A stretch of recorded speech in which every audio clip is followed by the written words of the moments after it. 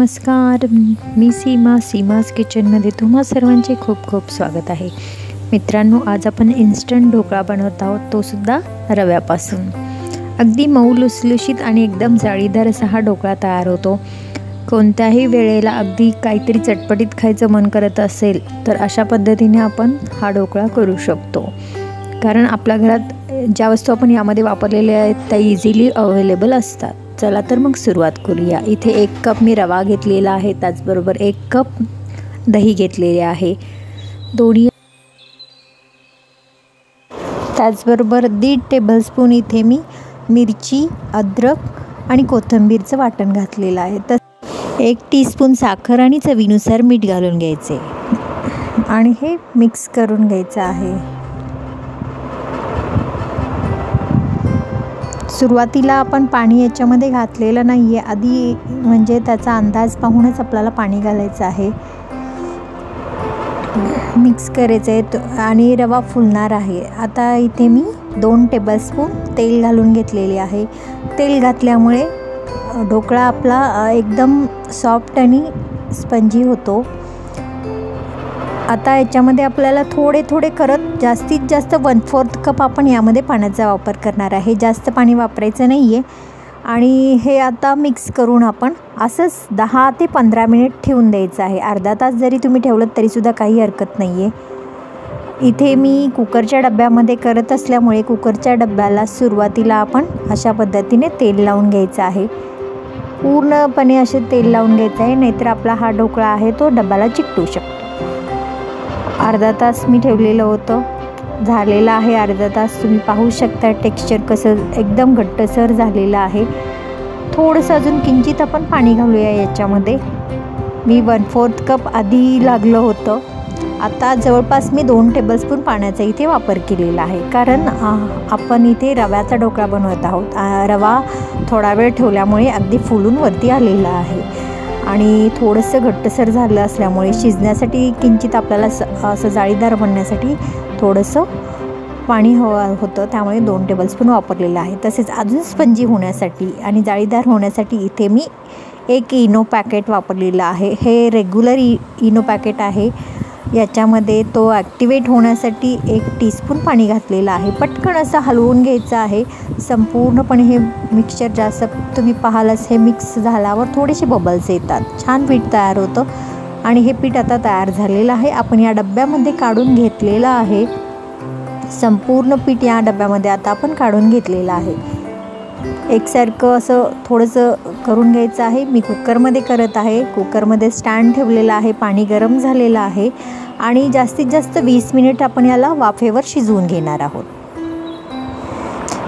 पहा, आता आपला 20 मिनिटामध्ये हा ढोकळा तयार झालेला आहे। आता पूर्णपणे थंड करण्यासाठी आपण साईडला काढून ठेवूया। मस्त ढोकळा तयार झालेला आहे। आता याच्यावरती फोडणी घालण्यासाठी इथे मी 1 भांडे घेतलेलं आहे, या भांड्यामध्ये आपण 2 टेबलस्पून तेल घालून घेऊया।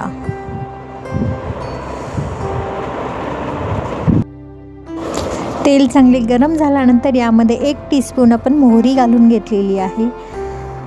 त्याचबरोबर मोहरी थोडीशी तडतडायला लागल्यानंतर याच्यामध्ये आपण 1/4 टीस्पून हिंग घालून घेतलेला आहे। हिंग तेलामध्ये छान असा मस्त भाजला गेला पाहिजे। आता यामध्येच आपण अजून 1 टीस्पून आपण तीळ घालून घ्यायचे आहेत, पांढरे तीळ घातलेले आहेत। दिसायला खूप छान दिसतो ढोकळा हे तीळ घातल्यानंतर। तीळ देखील चांगले तेलामध्ये तडतडल्यानंतर यामध्येच आपण थोडासा कढीपत्ता घालूया। कढीपत्त्याचा स्वाद ढोकळ्यावरती खूप छान लागतो। त्याचबरोबर आपण ऑलरेडी ढोकळ्यामध्ये मिरच्या घातलेल्या आहेत, तरीसुद्धा फोडणीमध्ये आपण लांब आकारात चिरलेल्या 3 ते 4 हिरव्या मिरच्या मी इथे घालून घेतलेल्या आहेत। आता ह्या फोडणीमध्ये थोडंसं मिरची थोडी भाजून झाल्यानंतर 1/4 कप या 2 टेबलस्पून तुम्ही इथे पाणी याच्यामध्ये घालू शकता।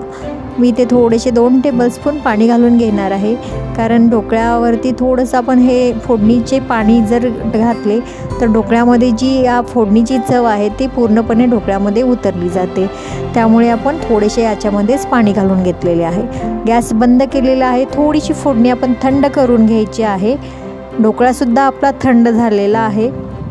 आता आपण या ढोकळ्याला या डब्यामधून काढून घेऊया। काढून घेण्यासाठी याला सुरुवातीला साईडनी सुरीच्या साहाय्याने पूर्णपणे आपल्याला थोडंसं हलकंसं त्याच्या कडा अशा पद्धतीने काढून घ्यायचे आहेत आणि एका प्लेटमध्ये किंवा याच्यामध्ये मी हा ढोकळा काढून घेते आहे। आपला ढोकळा पाहू शकताय। ॲक्च्युली थोडंसं आपण इथे जरा पुढे आलेलो आहोत, कारण शूटिंग करत असताना माझं एक म्हणजे शूट थोडंसं राहिलं आहे, मोल्ड केलेलं मी पूर्णपणे दाखवलेलं नाही आहे। तरीसुद्धा मी हा पूर्ण ढोकळा तुम्ही नंतर पाहू शकताय किती जाळीदार आणि स्पंजी झालेला आहे, कारण थोडंसं मिस झालेलं आहे माझं शूटिंग करण्यामध्ये।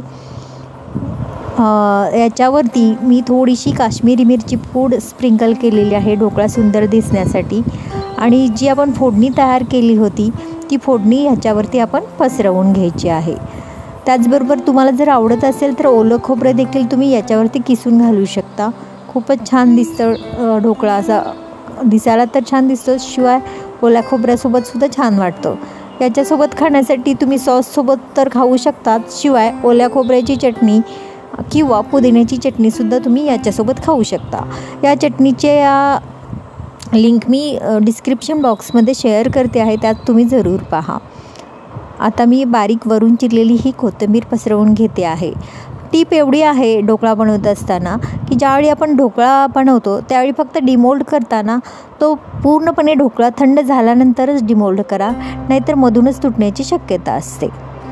पहा, आता आपला हा ढोकळा तयार आहे। आता नाश्त्यासाठी देण्यासाठी आपण ह्या ढोकळ्याचे व्यवस्थित अशी काप करून घेऊया।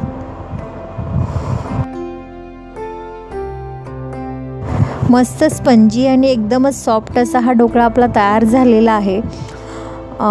त्याचबरोबर महत्त्वाचे म्हणजे जर आजची तुम्हाला ही माझी रेसिपी आवडली असेल तर व्हिडिओला नक्की लाईक करा, जास्तीत जास्त शेअर करा, आणि तुम्हीसुद्धा अशा पद्धतीने करून पहा आणि कसा झाला ते मला कमेंटद्वारे कळवायला विसरू नका।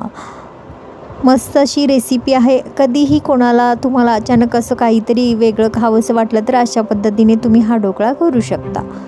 अगदी 20 मिनिटामध्ये हा ढोकळा तयार होतो। पहा, ढोकळा किती स्पंजी आणि एकदमच हा हलका फुलका असा ढोकळा तयार झालेला आहे। रेसिपी जर आवडली असेल तर रेसिपीला नक्की लाईक करा, जास्तीत जास्त शेअर करा। त्याचबरोबर आपण पुन्हा भेटूया अशाच नवीन रेसिपीसोबत। तोपर्यंत स्वस्त खा, मस्त रहा, नेहमीच आनंदी रहा। तुम्ही माझी रेसिपी अगदी वेळात वेळ काढून पाहिल्याबद्दल तुमचे मनापासून आभार, धन्यवाद।